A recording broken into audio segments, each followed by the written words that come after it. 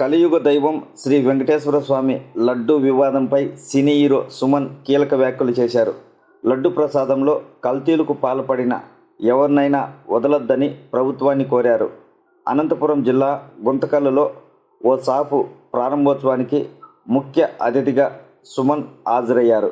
ఈ సందర్భంగా మీడియాతో మాట్లాడుతూ హిందువుల మనోభావాలు దెబ్బతినేలా లడ్డులో కల్తీ చేయడం నేరం, అలాంటి వారిని కఠినంగా శిక్షించాలని ప్రభుత్వాన్ని కోరారు. తిరుమల లడ్డు వెరీ ఇంపార్టెంట్, కానీ అన్ని మతాల్లో మనకి ఏంటంటే చర్చ్, దర్గా ఉన్నాయి. అది అక్కడ అన్ని చోట్ల కూడా ఏంటంటే ప్రసాదాలు ఇవన్నీ చేసుకుంటారు. ఇప్పుడు వాళ్ళ ఆరోపణ ఏంటంటే దాంట్లో యానిమల్ ఫ్యాట్ అనేది మిక్స్ అయి ఉంది అని చెప్పారు. సరే, కొందరేమో చెక్ చేసాం ఉందంటున్నారు. సరే, ఉందనుకుంటే మరి అక్కడ ఉన్న బోర్డు వాళ్ళు ఏం చేశారు, అక్కడ ఉన్న ఒఫీషియల్స్ ఏం చేశారు? మరి ఇది ప్రాసెసింగ్లో అదన్నీ చెక్కింగ్ ఉంటుందని విన్నాను. అంటే ట్యాంకర్ రాగానే చెక్కింగ్ ఉంది. మరి ట్యాంకర్ నుంచి ఎట్లా పాస్ అయింది?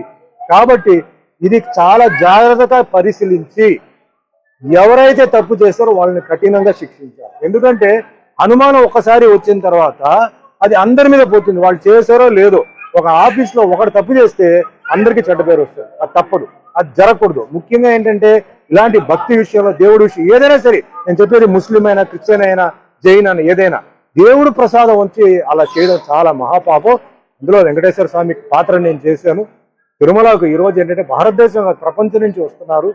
లడ్డు అంటే అంత ఒక సెంటిమెంట్. ఆ లడ్డు ఎన్నో ఊరికి కొరియర్లు వెళ్తుంది.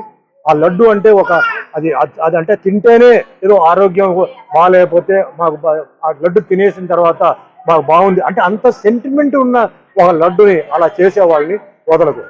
దీనికి నేను చెప్తున్నాను, దీనికి ఎంతైనా సరే అదే మాదిరిగా ఇప్పుడు ఎన్నో బిల్లు పాస్ చేస్తున్నారండి.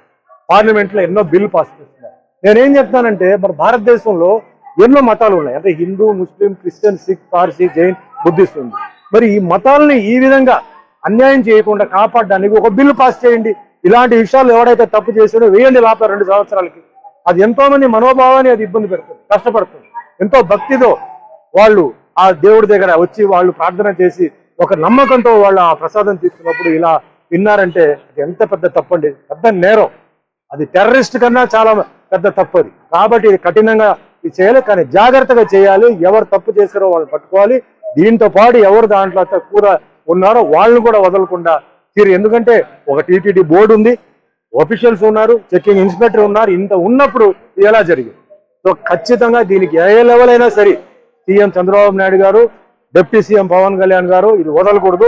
ఇది ముఖ్యంగా హిందువులకి చాలా ఒక అవమానం, హిందువుకు చాలా వాళ్ళ మనసుని దెబ్బ కొట్టినట్టు అవుతుంది. కాబట్టి ఇది ఖచ్చితంగా ఫాలో అప్ చేయాలి.